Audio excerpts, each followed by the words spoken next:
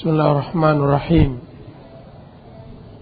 إن الحمد لله نحمده ونستعينه ونستغفره ونعوذ بالله من شرور أنفسنا ومن سيئات أعمالنا من يهد الله فلا مضل له ومن يضلل فلا هادي له أشهد أن لا إله إلا الله وحده لا شريك له وأشهد أن محمدا عبده ورسوله صلى الله عليه وعلى آله وصحبه وسلم تسليما كثيرا أما بعد السلام عليكم ورحمة الله وبركاته.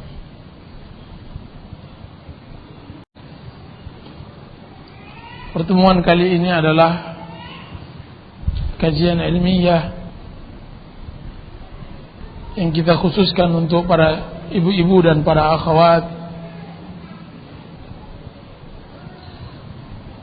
pada tanggal 22 Rabiul Akhir 1427 dari hijrahnya Rasulullah sallallahu alaihi wasallam. Kajian sore hari ini membahas tafsir surat Al-Ahzab ayat 28 dan ayat 29 yang kita beri tema mengharapkan dunia atau akhirat. Allah Subhanahu wa taala berfirman, أعوذ بالله من الشيطان الرجيم بسم الله الرحمن الرحيم يا أيها النبي قل لأزواجك إن كنتن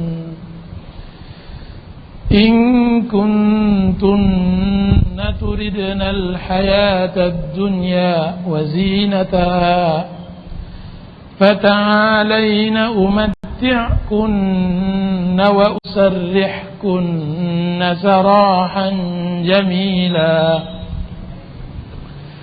وإن كنتن تردن الله ورسوله والدار الآخرة فإن الله أعد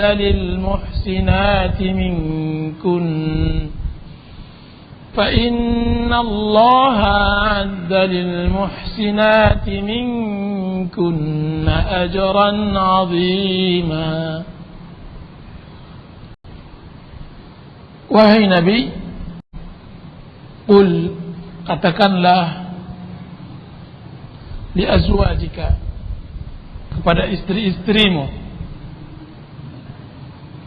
itu kepada istri-istri Rasulullah sallallahu alaihi wasallam yang hidup bersamanya, in kuntunna turidnal hayatad dunya, sekiranya mereka menginginkan kehidupan dunia, wazinataha, dan perhiasan dunia, fata'alaina, maka kemarilah kalian semua, umatti'kunna, aku akan beri kalian mut'ah, aku akan kembalikan mahar, aku akan berikan uang tebusan untuk menceraikan kalian, wa usarrihkunna sarahan jamila, dan aku akan melepaskan kalian dengan pelepasan yang baik. Wa in kuntunna turidna Allah wa rasulah,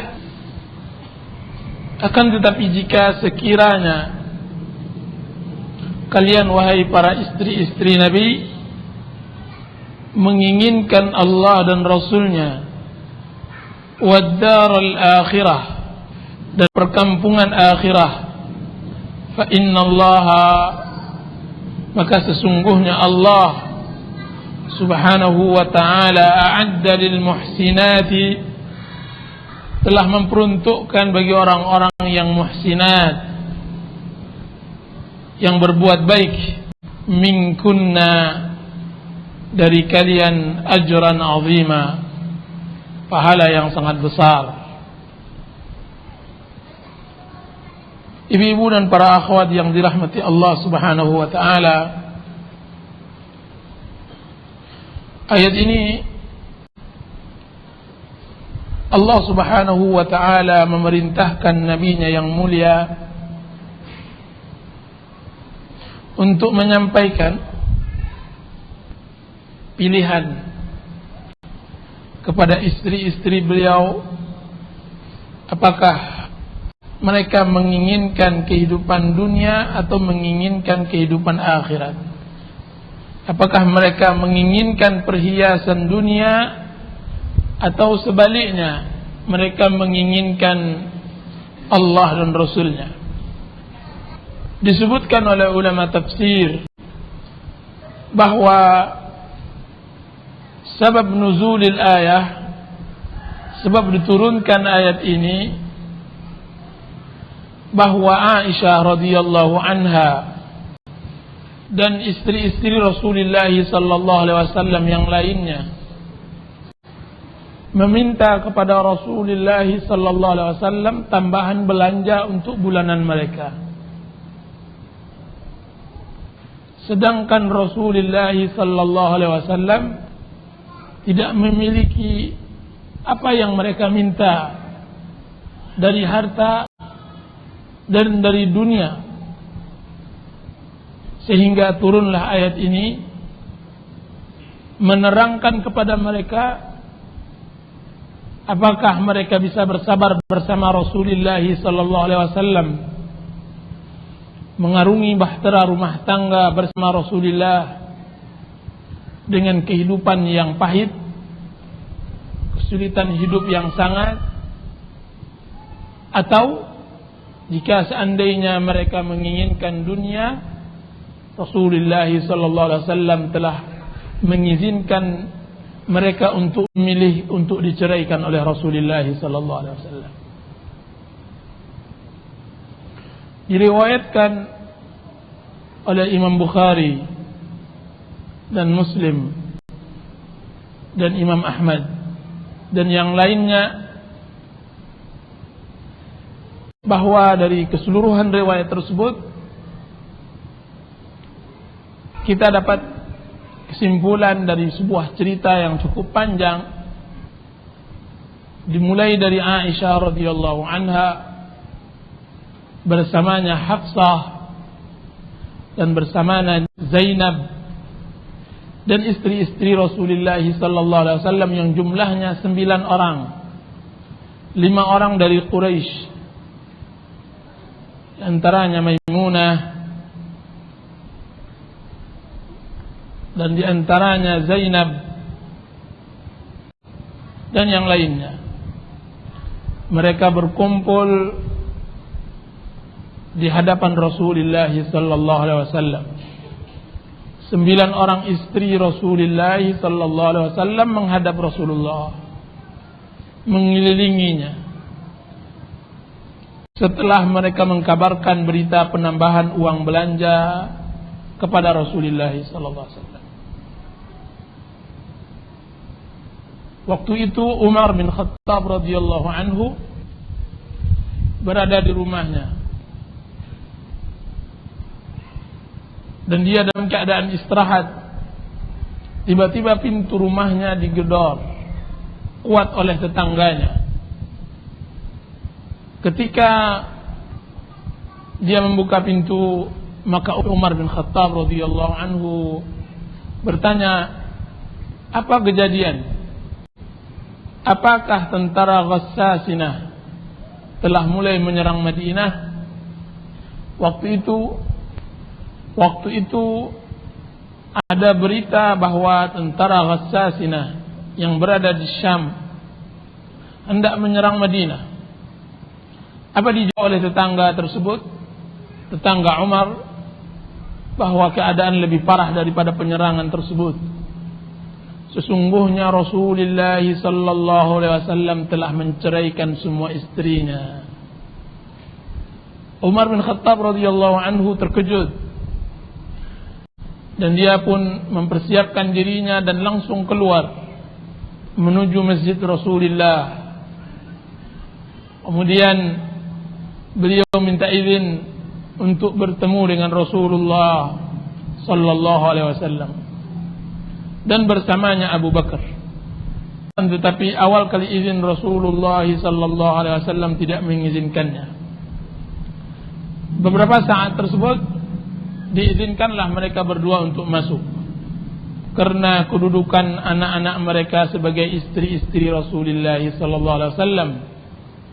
Umar bin Khattab adalah mertua Rasulullah, karena anaknya Hafsah binti Umar bin Khattab di bawah Rasulullah sallallahu alaihi wasallam, dan Aisyah radhiyallahu anha anak Abu Bakar. Maka diizinkanlah oleh Rasulullah sallallahu alaihi wasallam untuk masuk ke dalam rumah yang sudah dihadiri oleh 9 istri Rasulullah sallallahu alaihi wasallam. Di dalam pikiran Umar berkata, ucapan apa yang layak saya sampaikan kepada Rasulullah agar Rasulullah sallallahu alaihi wasallam terhibur dengan kedatangannya, karena permintaan istri-istri Rasulullah sallallahu alaihi wasallam untuk penambahan belanja bagi Rasulullah sallallahu alaihi wasallam adalah hal yang menyedihkannya. Kemudian masuklah Abu Bakar dan Umar. Ketika masuk, Rasulullah sallallahu alaihi wasallam menyambutnya dalam keadaan tidak bersemangat. Maka berkatalah Umar bin Khattab membujuk Rasulullah sallallahu alaihi wasallam dan meringankan kesedihannya. Dia mengatakan, "Ya Rasulullah, sesungguhnya pagi hari ini Bintu Zaid adalah istri Umar bin Khattab radhiyallahu anhu. Sesungguhnya pagi hari ini Bintu Zaidin telah meminta kepada saya penambahan belanja untuk bulan ini. Akan tetapi saya pukul badannya agar dia mengerti bahwa hal itu tidak layak baginya." Maka tersenyum Rasulullah sallallahu alaihi wasallam. Setelah itu dan setelah berlalu Abu Bakar dan Umar, Rasulullah sallallahu alaihi wasallam memanggil Aisyah. Kemudian Allah Subhanahu wa taala menurunkan ayat ini. Kemudian dia mengatakan, "Ya Aisyah, sesungguhnya saya tidak membiarkan engkau memilih keputusan ini sampai engkau bermusyawarah dengan kedua orang tuamu, ayahmu Abu Bakar dan ibumu Ummu Ruman radhiyallahu anha."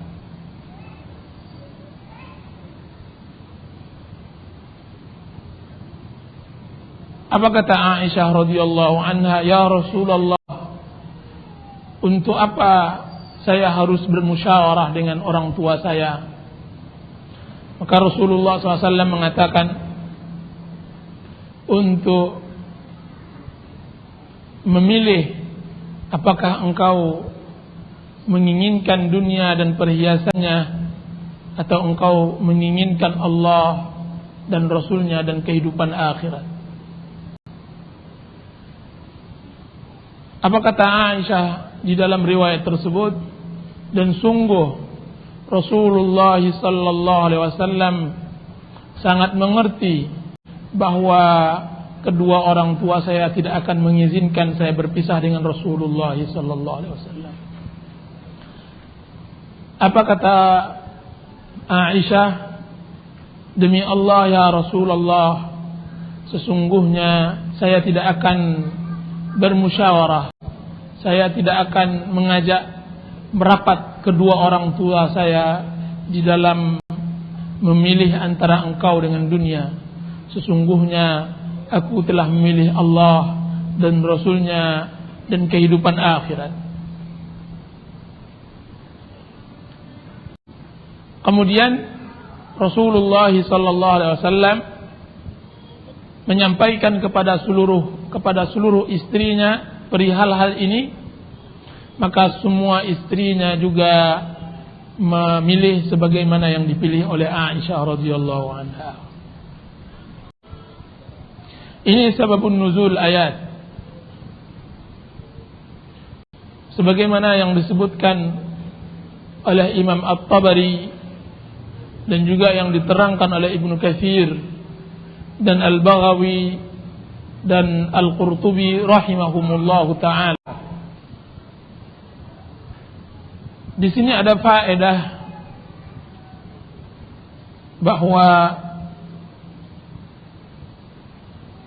bersabarnya seorang istri hidup bersama suaminya dalam kesusahan lebih baik daripada dia memilih perceraian. Di bawahnya ada permasalahan fikih yang disebutkan oleh ulama tafsir. Yang pertama, tentang permasalahan al-ila, bahwa dua ayat ini masuk ke dalam pembahasan fikih, yaitu al-ila, dan bahwasanya Rasulullah sallallahu alaihi wasallam telah mengila istrinya selama sebulan. Al-ila sebagaimana istilah lainnya dengan az-zihar, at-talaq, al-khulu', itu adalah istilah-istilah fikih yang harus juga dipahami oleh keluarga, oleh suami dan istri. Al-ila dia bermakna al-halif, bersumpah. Sedangkan secara syariat yaitu sumpah suami untuk tidak berhubungan badan dengan istrinya. Dan ila Rasulullah SAW telah memperlakukan kepada seluruh istrinya. Rasulullah SAW telah memperlakukan di dalam sabab nuzul ayat ini, yaitu Rasulullah SAW telah mengila semua istrinya selama sebulan penuh, sebagaimana yang diriwayatkan oleh Aisyah radhiyallahu anha. Dan ila diperbolehkan oleh syariat jika seandainya nampak dari perbuatan istri an-nusyuz. Makna an-nusyuz adalah pembuatan atau tindakan yang datang dari istri dalam bentuk pembangkangan dan ketidakpatuhannya kepada suami, dan sang suami boleh menghukumnya dengan cara ila, yaitu seorang suami bersumpah untuk tidak mendekatkan dirinya dan tidak bersentuhan dengannya, batas maksimalnya selama 4 bulan. Batas maksimalnya selama 4 bulan. Di dalam ila ada beberapa permasalahan. Permasalahan yang pertama, apakah ila wajib disertai dengan sumpah? Apakah seseorang suami bersumpah dengan nama selain dari Allah jatuh ilahnya? Maka jumhur ulama mengatakan bahwa seorang suami bersumpah atas nama Allah atau atas nama yang lainnya, maka ilahnya telah jatuh. Dan berkata sebagian para ulama, dan itu yang rajih, sebagaimana yang dirajihkan oleh Imam As-San'ani rahimahullahu ta'ala, bahwa ila tidak akan jatuh jika seandainya bersumpah atas nama selain dari Allah. Allahu ta'ala alam. Kemudian permasalahan yang kedua, apakah jika seorang suami mengilah istrinya lebih dari 4 bulan, tidak menyentuhnya dan tidak berhubungan badan dengannya, apakah jatuh talak atau tidak? Maka jumhur ulama mengatakan bahwa dia tidak jatuh talak. Akan tetapi sang suami dipaksa untuk memilih apakah dia menceraikan istrinya atau tetap bersama istrinya dan harus berhubungan badan pada batas akhir yang telah Allah tentukan. Dan berkata Abu Hanifah rahimahullahu ta'ala bahwa seorang suami yang mengilah istrinya lepas dari 4 bulan, maka sang istri telah jatuh talaknya. Dan yang rajih adalah pendapat jumhur bahwa lepasnya 4 bulan dari ila tidaklah menjadikan seorang istri ditalak oleh suaminya. Akan tetapi wajib bagi seorang suami memilih apakah dia jatuhkan cerai atau dia kembali kepada istrinya. Apa perbedaan ila dengan zihar? Ila perbedaan dengan zihar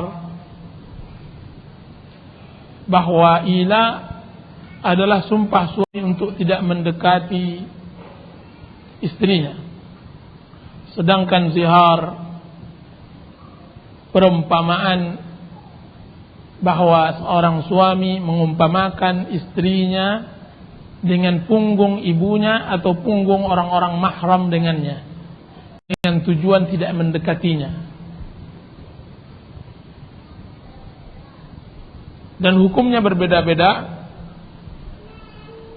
bahwa zihar hukumnya berbeda dengan hukum ila. Permasalahan berikutnya, apakah ila jika seandainya seorang suami telah kembali dengan istrinya, jatuh kepadanya kafarat, harus dia membayar kafarat? Yang rajih adalah pendapat jumhur ulama yang mengatakan bagi seorang suami wajib membayar kafarat karena dia telah bersumpah atas nama Allah Subhanahu wa taala. Jadi orang suami yang mengilah istrinya atas nama Allah, dia ketika kembali, baik di dalam sebelum waktu 4 bulan ataupun lebih, dia harus membayar kafarat yamin, kafarat sumpah. Wallahu ta'ala alam. Kemudian masuk kita ke dalam pembahasan tentang akidah. Tadi bersama kita tentang fikih, dan ini masuk kita kepada tentang akidah. Allah Subhanahu wa ta'ala mengatakan, Ya ayuhan nabiyyu qul li azwajika in kuntunna turidna al-hayata ad-dunya wa zinataha, dan di bawahnya wa in kuntunna turidna Allah wa rasulahu wad-dar al-akhirah, bahwa tidak akan mungkin seseorang menggabungkan satu tujuan yang sama, yaitu mengharapkan dunia dan perhiasannya dan mengharapkan Allah dan Rasulnya dan kehidupan akhirat.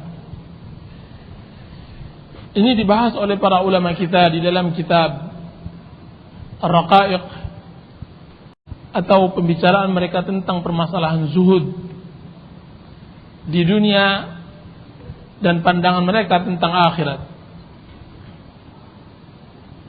Di sini Allah Subhanahu wa taala menyebutkan turidnallaha wa rasulahu wad-daral akhirah. Turidna masdarnya iradah, yaitu kalau seandainya kalian punya keinginan kepada Allah dan kepada Rasulullah dan kepada kehidupan akhirat.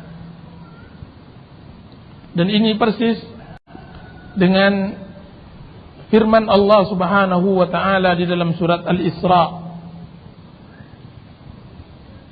bahwasanya Allah Subhanahu wa taala berfirman, "Man kana yuridul 'ajilata ajjalna lahu fiha ma nasha'u liman nuridu thumma ja'alna lahu jahannam yaslaha madmuman madhura wa man arada al-akhirata wa sa'a laha sa'yaha wa huwa mu'min." Jadi Allah Subhanahu wa taala menyebutkan barang siapa yang menginginkan kehidupan yang lekas, yaitu dunia, dan yang ayat berikutnya barang siapa yang menginginkan akhirat. Jadi sebagaimana yang dikatakan oleh Syekhul Islam Ibnu Taimiyah rahimahullah, permasalahannya adalah niat. Dan seseorang dinilai dengan niatnya, sebagaimana yang disabdakan oleh Rasulullah sallallahu alaihi wasallam yang diriwayatkan oleh Umar bin Khattab radhiyallahu anhu, "Innamal a'malu binniyat." Sesungguhnya semua amal tersebut dengan niat. Wa innama likulli imri'in ma nawa. Dan sesungguhnya setiap seseorang tersebut diberi ganjaran dan diberi pahala atau dosa sesuai dengan apa yang dia niatkan.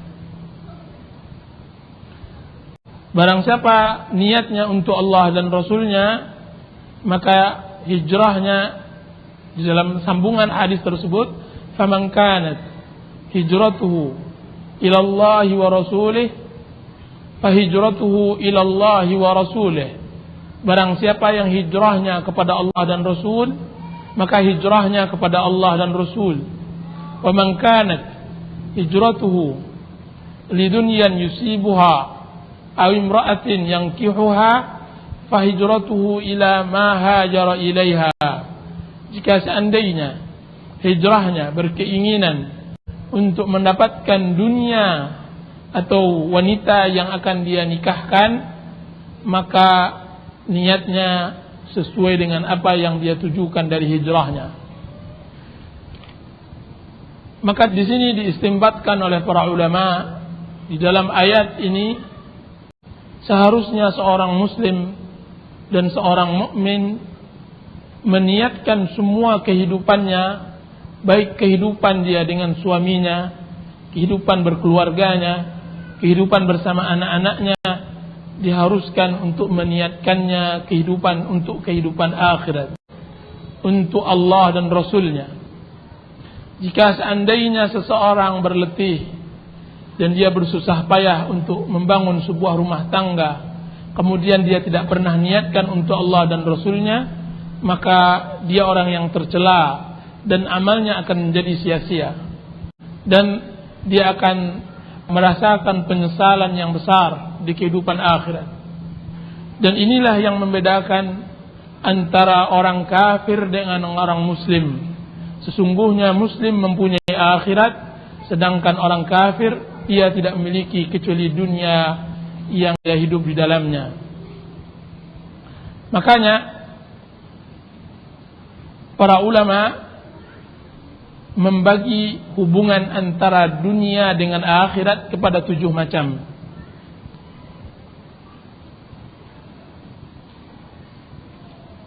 Kepada 7 macam.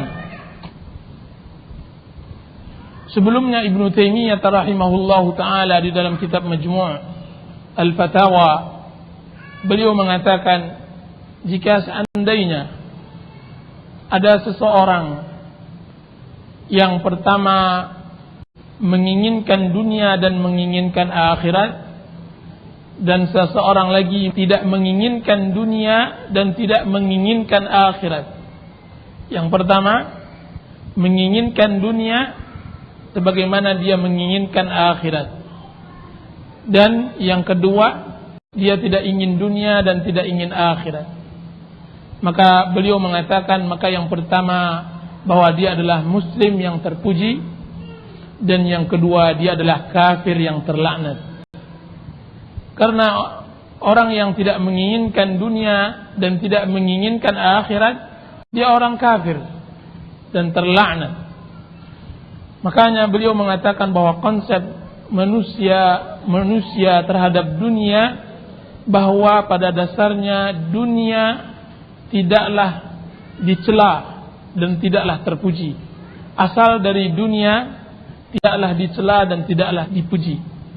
Sebagian orang mencela dunia, mereka membicarakan tentang permasalahan letihnya orang-orang yang mencari dunia.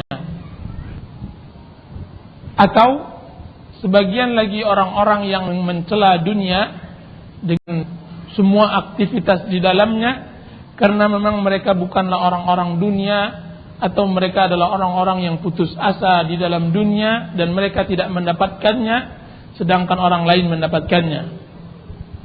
Sedangkan orang yang berakal, sesungguhnya mereka mencela dunia karena dibandingkan dengan akhirat, dan mencela dunia karena keletihan dan kesedihan yang didapat di dunia tersebut. Apa kata Syekhul Islam Ibnu Taimiyah? Dunia dengan akhirat bagi 7. Pertama, bahwa kehidupannya memberi manfaat terhadap akhirat, baik membahayakan dunianya atau memberi manfaat kepada dunianya. Dan ini kedua-duanya terpuji. Sekaligus ini 2 poin. Dan yang kedua adalah orang di dalam kehidupannya membahayakan akhirat, baik itu membahayakan dunianya maupun membahayakan akhiratnya. Ini menjadi 4 poin. Dan yang kelima adalah orang yang pertama, kehidupan seseorang memberi manfaat untuk akhiratnya, dan dia terbagi 2, memberi manfaat untuk akhiratnya dan manfaat untuk dunianya. Dia tidak peduli apakah manfaat untuk dunianya atau mudarat untuk dunianya. Dan yang kedua, berarti 2 poin itu sekaligus. Yang kedua, seseorang hidup memberi mudarat terhadap akhiratnya, baik itu mendatangkan manfaat untuk dunianya atau mudarat untuk dunianya, dan itu tercela. Yang pertama terpuji dan yang kedua tercela. Yang kelima, orang yang memberi manfaat untuk dunianya dan memudaratkan akhiratnya. Dan yang kelima, orang yang memberi manfaat untuk akhiratnya dan memudaratkan dunianya. Itu udah berapa? 6. Yang ketujuh, yang tidak memberi manfaat dan mudarat untuk dunia dan untuk akhiratnya. Yang rajih, yang bagus adalah semua yang memberi keuntungan kepada akhirat maka dia baik. Baik itu memberi manfaat kepada dunia maupun tidak. Karena hitungan seorang muslim adalah akhirat, bukanlah dunia. Karena dunia maka tidak didapatkan kebahagiaan mutlak, dan juga tidak didapatkan kesengsaraan mutlak, dan tidak bisa didapat kekayaan mutlak sebagaimana kemiskinan mutlak. Sebagian orang meninggalkan dunia, sebagian orang meninggalkan sebuah usaha karena mengharapkan kelezatan meninggalkan sebuah usaha tersebut. Sebagian lagi berusaha untuk mendapatkan sebuah usaha dan menghilangkan rasa kepedihan untuk tidak dapat mengusahakan tersebut. Maksudnya bahwa kita misalkan dunia adalah sebuah usaha. Kita katakan bahwa usaha apapun di dunia ini, dia tidak bisa mendatangkan keuntungan mutlak. Yang namanya usaha itu tidak ada mendapatkan keuntungan terus menerus. Dia kadang-kadang untung dan kadang-kadang rugi. Dan setiap usaha mempunyai kelebihan dan kekurangan apapun bentuknya. Seseorang yang melihat seseorang berusaha memecahkan batu di gunung untuk dijualnya di sebuah pabrik, melihat bahwa usaha yang dia dapatkan tersebut, yang dia memukul-mukul batu tersebut, tentu ada kesedihannya, yaitu memukul batu tersebut sampai letih, bahkan harus naik gunung, kemudian membawa batu tersebut turun gunung, sekalipun bahwa pembayaran cash, kenikmatannya yaitu pembayaran cash. Nah, sebagian orang meninggalkan pekerjaan untuk memecahkan batu. Kenapa? Karena dia melihat kesusahan di dalam usaha tersebut, maka dia tinggalkan. Dia lebih mendahulukan kenikmatan untuk meninggalkan pekerjaan tersebut daripada kenikmatan untuk bekerja di dalam pekerjaan tersebut. Seorang sales yang bekerja gajinya sudah ditentukan, bahwa bukan berarti usahanya berjalan seperti di atas permadani dan bertebarkan wangi-wangian dan bunga-bunga, tidak. Akan tetapi ada kalanya dia berusaha, kadang-kadang ditolak oleh orang, kadang-kadang dijawab dengan ucapan yang kasar dan semacamnya, sehingga sebagian orang lari dari usaha sales karena tidak tahan kupingnya atau tidak tahan mentalnya untuk menghadapi orang-orang yang seperti itu. Termasuk seorang pengusaha yang secara zahir dipandang oleh sebagian orang bahwa mereka di dalam kenikmatan. Sebenarnya tidak semuanya pula mereka mendapatkan kenikmatan. Sesungguhnya seseorang pengusaha yang menurunkan uangnya ratusan juta, yang menurunkan uangnya miliaran, bahwa dia disibukkan dan diletihkan menunggu kedatangan uang tersebut cair, dan kadang-kadang dia harus minum obat penangkal stres karena bisa saja uang yang dia berikan tersebut akan hilang begitu saja dengan usaha yang diusahakan oleh orang lain. Maka kita katakan bahwa dunia tidak ada bahagia mutlak. Sesungguhnya sesuatu itu indah, cantik dipandang karena dilihat dari jauh. Sebagaimana kita memandang hutan, bagaimana rindangnya, bagaimana indahnya. Akan tetapi jika seandainya kita masuk ke dalam hutan tersebut, maka kita akan dapatkan ular yang siap mematok kita, atau harimau yang akan siap menerkam kita, atau hal-hal yang menyakitkan. Di sana ada ilalang, ada duri dan semacamnya. Dia indah ketika dipandang jauh. Begitu juga orang-orang yang mendapatkan kenikmatan dunia, mereka tidaklah mendapatkan kenikmatan mutlak. Karena kenikmatan mutlak Allah telah tentukan di dalam kehidupan akhirat. Allah Subhanahu wa taala berikan kepada orang-orang tersebut karena mereka tidak merasakannya. Makanya ketika kita tanya kepada orang yang sakit, apa kenikmatan yang paling hebat di dunia, maka dia akan menjawab bahwa adalah kesehatan. Ketika seseorang yang mendapatkan istrinya tidak bisa menanak nasi dan tidak memiliki beras dan tidak ada makanan yang akan diberi ke anak-anaknya, maka ketika ditanyakan kepadanya apa kenikmatan yang paling bahagia baginya, maka dia akan menjawab bahwa harta adalah bahagia baginya. Ketika seseorang telah diberi kesehatan, sudah diberikan kenikmatan, kekayaan dan semacamnya. Kemudian dikatakan kepadanya orang tua yang memiliki anak yang cacat, anak yang lumpuh dari kecilnya, dia asuh sampai puluhan tahun. Tanyakanlah kepada dia, apa bahagia menurutnya, maka dia akan menjawab bahwa bahagia adalah melihat anaknya sembuh, bisa berdiri dan berjalan seperti manusia biasa. Menunjukkan kebahagiaan di dunia bukanlah kebahagiaan mutlak. Dia mempunyai kesedihan di dalam kebahagiaan tersebut. Dan yang lebih luar biasanya lagi, bahwa orang menyangka sebuah kenikmatan itu adalah kebahagiaan, bagi orang yang telah menyandangnya bukanlah kebahagiaan. Tanyakanlah,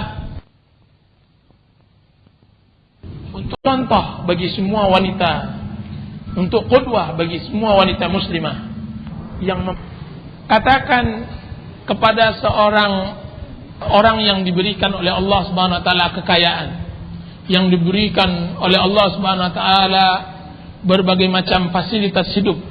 Apakah ketika dia hidup di dalam fasilitas hidup itu, dia merasakan nikmat, berangkat dengan Mercedesnya, kemudian pulang dengan mobilnya yang lain, kemudian dibukakan oleh pegawainya, kemudian dia masuk disambut oleh pelayannya, katakan apakah keberadaan Mercy pelayan karyawan tersebut akan membahagiakannya? Maka kita jawab, karena terus menerus dia bertemu, dia akan merasakan tidak lagi kebahagiaan, akan tapi sesuatu yang sudah biasa. Orang yang Allah Subhanahu wa taala telah berikan kenikmatan kesehatan di setiap saat, sehingga dia bisa menghirup udara dengan segar dan semacamnya, katakan kepadanya, apakah ketika dia merasakan sehat tersebut dia merasakan kenikmatan? Maka dia akan menjawab, siapapun dia, bahwa dia tidak akan merasakan kenikmatan kecuali ketika dia tidak merasakannya. Menunjukkan kebahagiaan intinya adalah di awal-awal penemuan, ketika kita tidak mendapatkannya. Bahagia di dunia adalah awal-awal kali penemuan, ketika kita belum mendapatkannya. Maka bahagianya mendapatkan istri yang cantik misalnya, itu ketika seseorang pemuda menikah dan dia memang membutuhkan seorang wanita, maka hari itulah dia yang paling bahagia.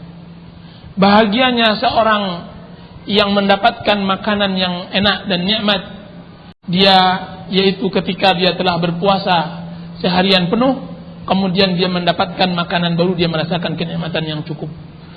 Bahagianya orang yang mendapatkan minuman adalah ketika dia telah haus melakukan aktivitas yang menguras keringatnya, atau dia berjalan di padang pasir kemudian diberikan kepadanya segelas minuman. Itu adalah minuman yang ternikmat dari semua minum yang dia pernah minum.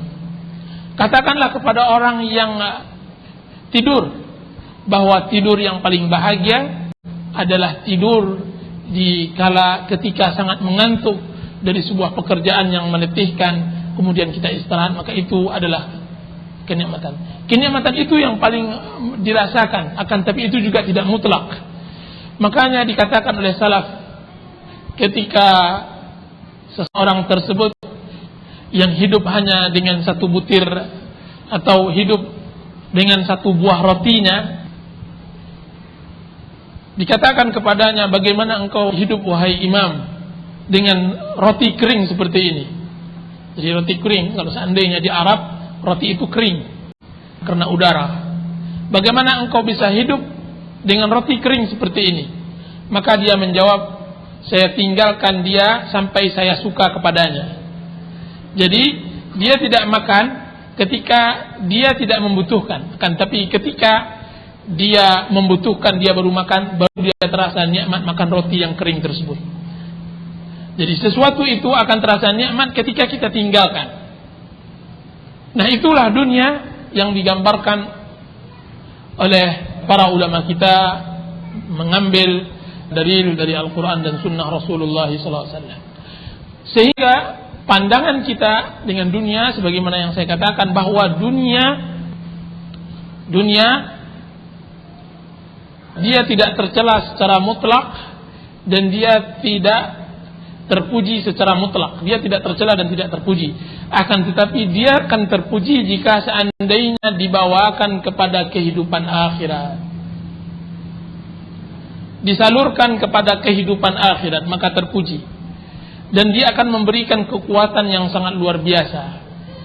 Orang yang membawakan semua kegiatan dan aktivitas hidupnya kepada akhirat akan memberikan tenaga, spirit yang tidak didapatkan oleh orang yang tidak memiliki akhirat.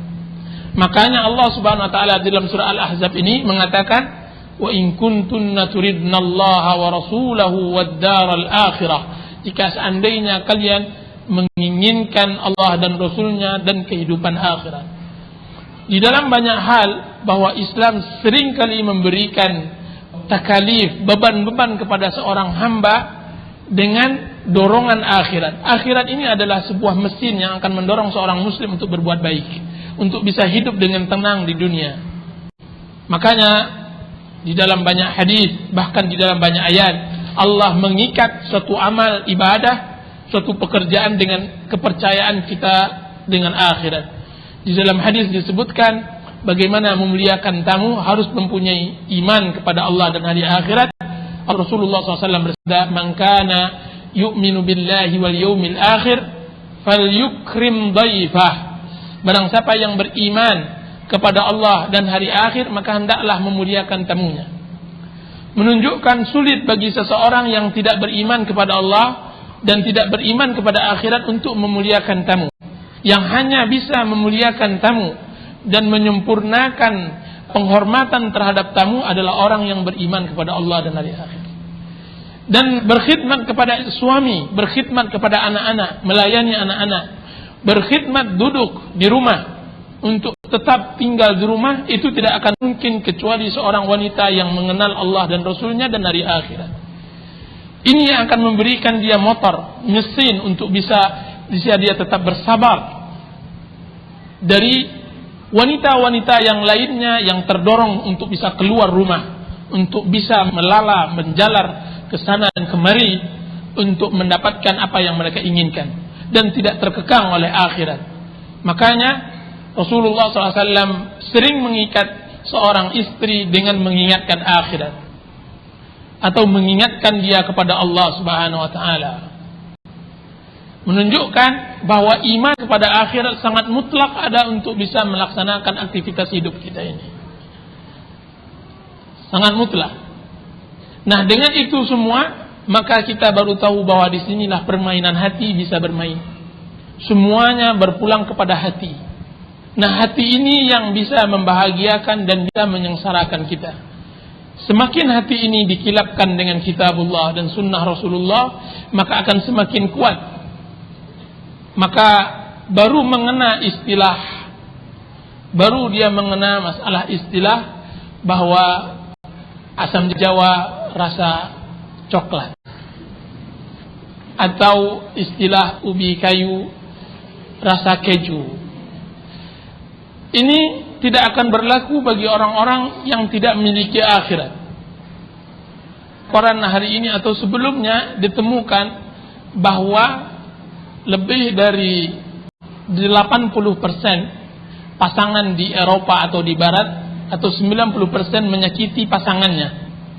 Cuma mana nyanyian-nyanyian tentang gula Jawa, gula coklat ini dengan kasih mengasih sesama mereka.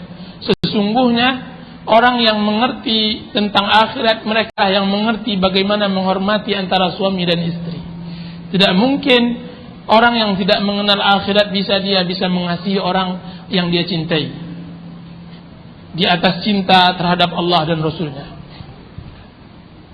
Maka di sini kita kembali tekankan bahwa pentingnya menghadirkan akhirat selalu di dalam aktivitas kehidupan kita.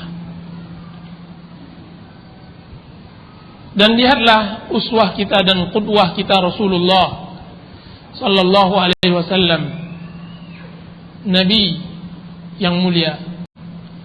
Nabi yang memberikan kepada kita contoh keridhaan dengan takdir Allah Subhanahu wa taala. Bagaimana beliau dengan dunianya, bahwa tidak ada orang yang dicela, disakiti, disiksa seperti perlakuan orang terhadap Rasulullah SAW, Nabi kita Muhammad SAW. Bagaimana tidak, di masa kecilnya dia telah berpisah dengan kedua orang tuanya. Di masa kecilnya dia telah berpisah dengan kedua orang tuanya. Ini ayahnya, dia belum lagi keluar dari dunia, dia tidak sempat melihat ayahnya. Dan ini ibunya, bahwa dia tidak besar dengan ibunya, karena ibunya berada di kampung keluarganya. Kalaupun pernah bertemu dengan ibunya, itu pun hanya sebentar dan mengantarkan kematian ibunya, yaitu Aminah di Abwa. Dan lihat bagaimana beliau dicela, dicaci, diletakkan kotoran onta di punggungnya, sedangkan dia Rasulullah sallallahu alaihi wasallam, utusan Allah. Dan lihat bagaimana dia dilempar oleh para wanita dan anak-anak ketika dia berada di Taif. Bagaimana dia dipatahkan giginya ketika di perang Uhud, terbunuh pamannya Hamzah dan terbunuh para sahabat-sahabatnya, bahkan disiksa para sahabatnya di depannya, dan dia lihat itu. Kemudian ketika telah kuat cintanya kepada Aisyah dituduh pula oleh orang-orang bahwa dia telah berzina dengan Safwan bin Mu'attal. Cintanya telah terkeruhkan dengan tuduhan tersebut. Coba lihat bagaimana pula ketika dia mendapatkan anak satunya yang dia mengharap bisa meneruskan generasi Rasulullah SAW, yaitu anaknya bernama Ibrahim. Allah cabut anak tersebut pada umur yang sangat kecil. Cobaan yang beruntun yang tidak pernah putus-putusnya. Kemudian lihat bagaimana Rasulullah SAW diusir dari kampungnya.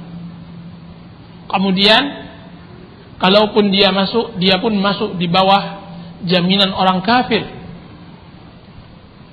Itu semua beliau diam, tidak pernah mengeluhkan dan tidak pernah berbicara dan menantang takdir dan qadar Allah Subhanahu wa taala. Lihatlah di perjanjian Hudaybiyah ketika Quraisy menekan Rasulullah SAW di dalam poin-poin perjanjian tersebut, yang secara zahir menurut para sahabat bahwa Rasulullah SAW mengalah di dalam perjanjian tersebut. Datanglah Umar kepada Rasulullah, "Ya Rasulullah, bukankah kita di atas kebenaran dan mereka di atas kebatilan? Kenapa kita harus mengalah sebelum Allah menentukan di mana di antara kita yang menang dan siapa yang kalah?" Rasulullah SAW menjawab, "Inni Abdullah wa la yudayya'anillah." Sesungguhnya aku, wahai Umar, aku adalah hamba Allah, dan sesungguhnya dia tidak akan menyia-nyiakanku. Ini adalah bukti ridha dan takdir terhadap takdir yang sangat luar biasa dari Rasul kita yang mulia. Dia tahu bahwa penyerahan diri total kepada Allah Subhanahu wa taala kita dapatkan dari dua perkataannya, "Inni Abdullah." Sesungguhnya aku adalah hamba Allah. Sesungguhnya aku ini adalah budaknya. Dia yang mengaturkan semuanya. Sesungguhnya aku ini, wahai Umar, tidak lain dan tidak bukan adalah melaksanakan apa yang dia perintahkan. Tidak lain dan tidak bukan. Dan dasar yang kedua, walay yudayya'anillah. Dan Allah Subhanahu wa taala tidak menyia-nyiakanku. Dan poin ini, walay yudayya'anillah, menunjukkan bahwa tidak ada sesuatu apapun yang ditimpakan kepada seorang hamba kecuali ada hikmahnya yang harus diambil dan dipetik. Dan Allah tidak akan menyia-nyiakan seorang hambanya yang bertakwa. Jika seandainya hal ini ditimpakan kepada manusia selain dari Rasulullah SAW, maka tidak akan bisa dipikul. Lihatlah bagaimana sakit beliau. Sesungguhnya Nabi Muhammad sallallahu alaihi wasallam diberikan demam 2 kali lipat dari demam laki-laki biasa. 2 kali lipat. Apa kata sahabat? Sesungguhnya aku mendapatkan panasnya demam Rasulullah sallallahu alaihi wasallam di atas selimut Rasulullah. Selimut Rasulullah panas, bukan badannya, atas selimutnya panas. Begitu panasnya. Rasulullah SAW mengatakan, Inni u'aku kama yu'aku rajulani minkum. Sesungguhnya aku demam sebagaimana demam 2 orang di antara kalian. Dan Rasulullah SAW sakitun, diam, dan dia tidak menolak qadar. Redha terhadap keputusan Allah Subhanahu wa ta'ala. Jika seandainya ditimpakan sedikit dari perjalanan hidup Rasulullah SAW kepada orang-orang yang telah Allah pilih dari para nabi dan rasul, niscaya mereka telah menjerit, niscaya mereka telah mengeluhkan, niscaya mereka telah mengadukan kepada Allah Subhanahu wa taala. Ini Adam. Lihat Adam alaihi salam. Ketika dia diberikan semua kenikmatan kecuali satu titik yang diharamkan, yaitu mendekati syajaratul khuld, dan dia terjatuh ke dalamnya. Sedangkan kita yang mulia, mali walid dunya, apa hubunganku dengan dunia? Apa gerangan? Apa hubunganku dengan kenikmatan dunia? Rasulullah SAW tidak menginginkannya. Ini Sulaiman, Nabiullah Sulaiman. Dia yang mengatakan, Rabbi habli mulkan la yanbaghi li ahadin min ba'di. Ya Allah, berikan kepadaku kekuasaan yang tidak layak dimiliki oleh orang-orang setelahku. Sedangkan Rasulullah SAW mengatakan, sungguhnya aku memilih hamba Allah dan Rasulullah. Rasulullah memilih hamba, sedangkan Sulaiman memilih raja. Rasulullah tidak memilih dunia. Sedangkan Rasulullah SAW, Allah Subhanahu wa taala memiliki walillahi khazainus samawati wal ardh. Dan Rasulullah sallallahu alaihi wasallam, ini dia, ketika beliau meninggal dunia, beliau berselimutkan dengan selimut yang kasar.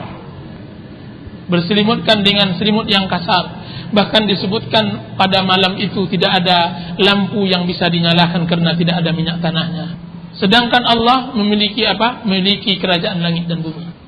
Tinggal Rasulullah sallallahu alaihi wasallam mengangkat tangannya, kemudian dia akan kabulkan. Ini Nuh. Dia yang berdoa kepada Allah Subhanahu wa taala tidak tahan dengan kaumnya. Rabbi la tadar al-ardi minal kafirina dayyara. Wahai Rabbku, jangan biarkan satu orang pun dari orang kafir di atas dunia ini. Sedangkan Rasulullah SAW ketika beliau dilempar dan dilukai, beliau mengatakan, Rabbighfir li qaumi fa innahum qaumun la ya'lamun. Ya Allah, ampunilah kaumku, sesungguhnya mereka tidak mengerti. Lihat bedanya Rasulullah dengan nabi-nabi yang lainnya. Lihat bedanya Rasulullah sallallahu alaihi wasallam dengan nabi-nabi yang lainnya. Ini Nabi Isa ketika dia mengatakan, Ya Allah, jika seandainya engkau bisa memberikan kehidupan selamanya kepada seorang hamba, maka berikanlah kepadaku. Jika seandainya engkau bisa memalingkan kematian kepada makhluknya, maka berikanlah itu kepadaku. Maka Allah angkat dia. Sedangkan Rasulullah sallallahu alaihi wasallam menginginkan kematian, bertemu dengan Allah Subhanahu wa taala. Itu Rasulullah sallallahu alaihi wasallam yang rida dengan takdir, rida dengan dunia yang dia miliki. Dialah yang mengatakan, Rabbi ij'al rizqa ala Muhammadin quta. Ya Allah, jadikanlah rizki keluarga Muhammad yaitu secukupnya bagi mereka. Nah, dengan begitu yang telah kita terangkan, mudah-mudahan ada manfaatnya.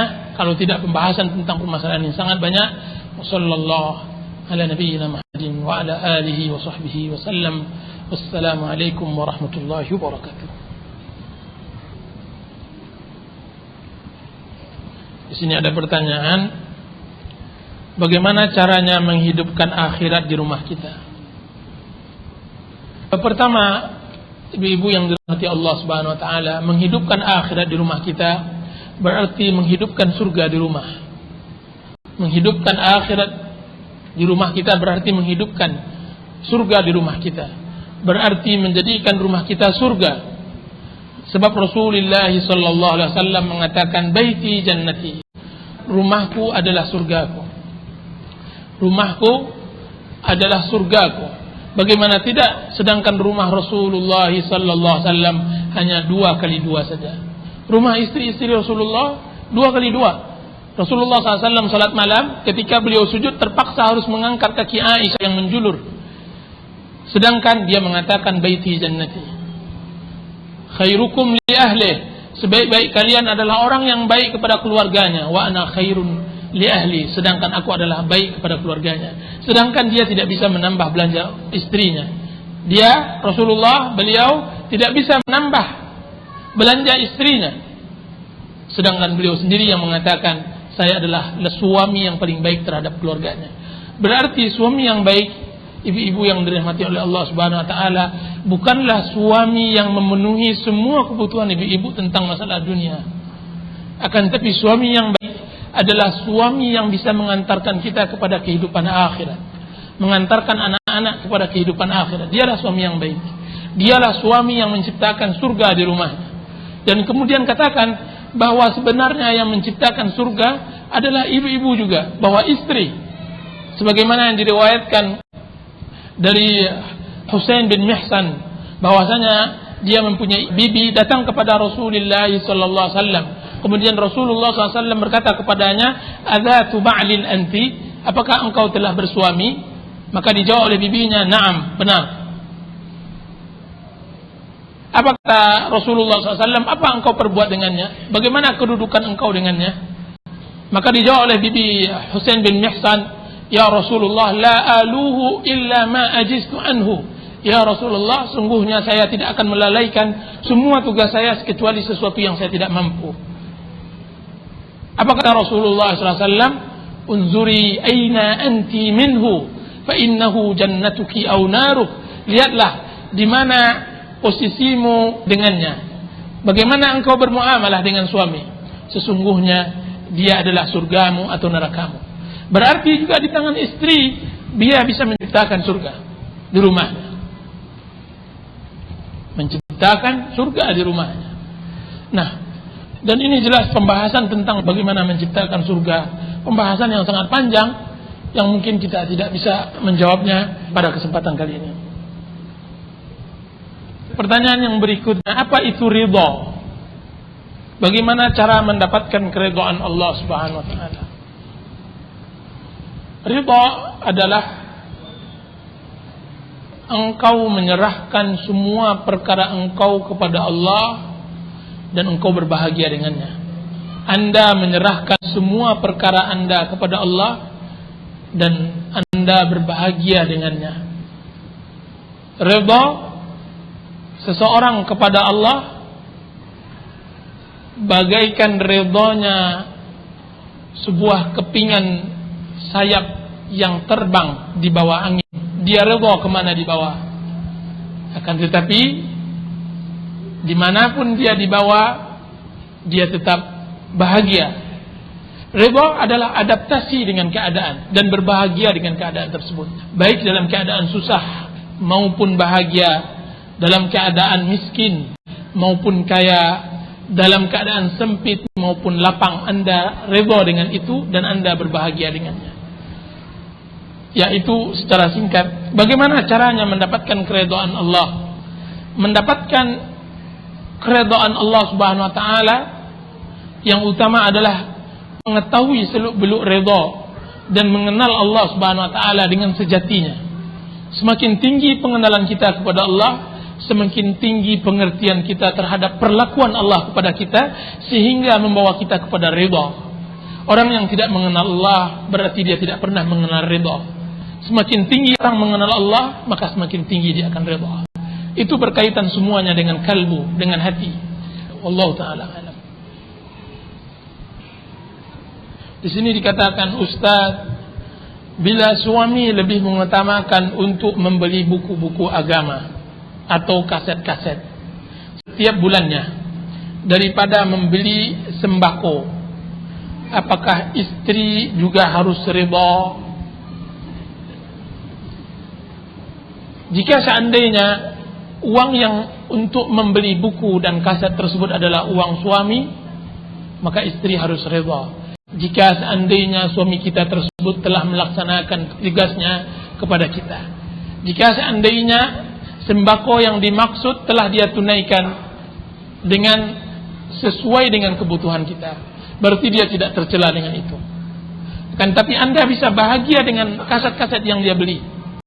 Jadi di sini harus terjadi kesepahaman antara suami dan istri, bahwa si istri harus memahami bahwa uang yang diperoleh oleh suami tersebut adalah uang suami. Kalaupun dia bisa masuk, maka dia adalah sebagai seorang istri yang menasihati suaminya di dalam pengeluaran keuangan.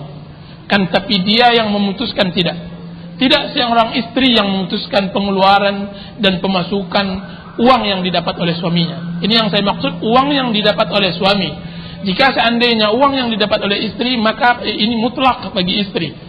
Jika seandainya seorang suami telah menunaikan kewajibannya, memberikan pakaiannya, memberi pakaian terhadap anak dan istrinya, memberi rumah tempat tinggal untuk istrinya, memberi makan yang cukup, gizi yang cukup terhadap dia dan anak-anaknya, berarti apapun yang dia beri itu adalah haknya. Kita hanya bisa mengarahkan dan memberi usulan, dan harus rela dengan itu. Dan sangat bersyukur seharusnya seorang istri mendapatkan suami yang cinta terhadap buku. Cinta terhadap buku adalah asal dari sebuah kebaikan. Akan tapi jika seandainya hanya cinta untuk membelinya saja, tidak membaca dan mendengarnya, maka ini musibah kedua. Wallahu ta'ala. Bagaimana kalau suami kita mampu untuk menambahkan uang belanja? Pertanyaan yang berikutnya, apakah uang belanja itu sebaiknya diberikan setiap bulan, atau per hari, atau 2 hari sekali? Jazakallahu khairan. Bagaimana kalau suami kita mampu untuk menambahkan uang belanja? Maka jika seandainya seorang suami bisa menambahkan uang belanja kepada Anda, wahai ibu, berarti tambahkan rasa syukur kita kepadanya. Puji dia dan syukuri kebaikan yang dia telah berikan kepada kita. Kan tapi hati-hati, jangan melakukan hal-hal yang mubazir. Jangan sia-siakan harta yang dia telah titipkan kepada Anda. Sesungguhnya itu amanah yang berada di pundak Anda, yang harus benar-benar dialurkan kepada jalan yang lebih benar dan lebih tepat untuk Anda dan keluarga. Apakah uang belanja itu sebaiknya diberikan setiap bulan atau per hari? Itu Anda lebih mengetahuinya dengan suami Anda. Wallahu ta'ala. Tolong berikan kiat orang tua untuk menanamkan rasa takut pada Allah untuk anak-anak. Dan benarkah cara menanamkan pada anak takut pada Allah sehingga anak tersebut tidak takut pada guru dan orang yang lebih tua darinya, sehingga anak sanggup berkata, aku tidak takut padamu, aku takut pada Allah?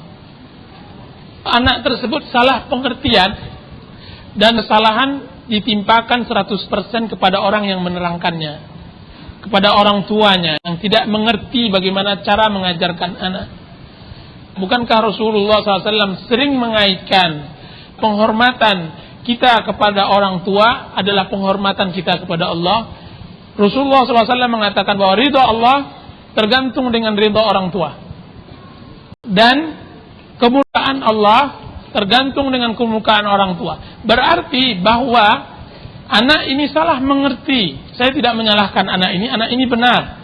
Dia hanya memahami apa yang tidak disampaikan kepadanya. Kan tapi jika seandainya seorang ibu menerangkan, wahai anak, bahwa wahai anakku, wahai fulan, wahai fulanah, bahwa sesungguhnya menghormati orang tua atau segan, mungkin ganti kalimatnya, sungguhnya takut memang tidak diperbolehkan kecuali kepada Allah, akan tapi segan, memberikan rasa hormat kepada orang yang lebih tua, itu adalah bagian dari bentuk takut kita kepada Allah.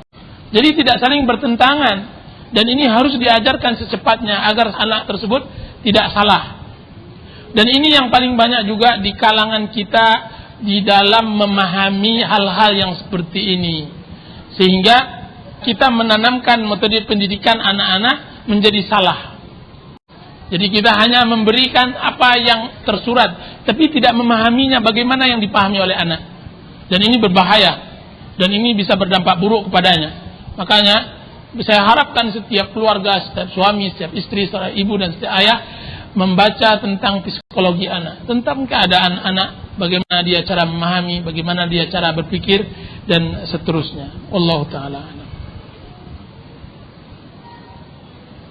Ustaz, bagaimana istri yang harus keluar rumah dengan izin suami untuk menuntut ilmu agama, di mana perginya hampir tiap hari lebih kurang 2 jam karena suami tidak dapat mampu mengajar istrinya? Jika seandainya telah diizinkan oleh suami dan benar pula bahwa sang istri menuntut ilmu, maka tidak ada aib baginya, dan ini perlu dicontoh. Ustaz, saya seorang guru yang sedang magang di salah satu TK umum. Dari pihak sekolah mengharuskan saya untuk mengajarkan nyanyi, tari dan doa-doa harian yang tidak sahih kepada anak. Bagaimana hukumnya bagi saya yang mengajarkannya? Karena terpaksa, bagaimana jalan keluar yang harus saya lakukan? Jalan keluarnya adalah bertakwa kepada Allah Azza wa Jalla. Saya wasiatkan bagi yang bertanya dan seluruh kaum muslimin dan muslimat agar bertakwa kepada Allah Subhanahu wa taala. Dan sesungguhnya kita harus berusaha maksimal untuk menjauhi hal-hal yang tidak dibenarkan oleh syariat. Dan ini adalah nasihat umum. Sesuatu yang kita lakukan, apapun bentuknya, dalam bentuk keterpaksaan atau karena lingkungan dan keadaan akan sebuah maksiat, maka itu adalah maksiat yang harus segera kita jauhkan. Mudah-mudahan Allah Subhanahu wa taala memudahkan kita dan memberi jalan keluar kita yang bertakwa kepadanya. Wallahu ta'ala alam. Wallahu ta'ala alam. Wa sallallahu ala nabiyyina Muhammadin wa ala alihi wa sahbihi wasallam.